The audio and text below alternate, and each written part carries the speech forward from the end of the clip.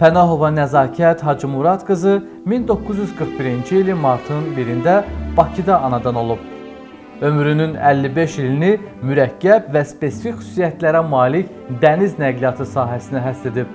Odessa Dəniz Donanması Mühəndislər İnstitutunun su nəqliyyatının istismarı fakültəsini bitirib. Gəmiçiliyin baş dispetçeri vəzifəsinə qədər yüksəlib. Nəzakət xanım Pənahova Dəniz Donanmasının fəxri işçisidir. Tərəqqi medalına layiq görülüb. 2012-ci ildən prezidentin fərdi təqaüdçüsüdür.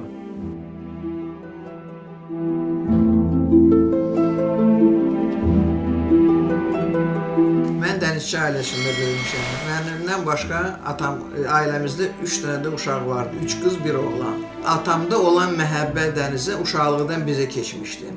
Bu sevgi bir günlük deyildi. Bu sevgi uşaqlıqdan bizim canımızda vardı.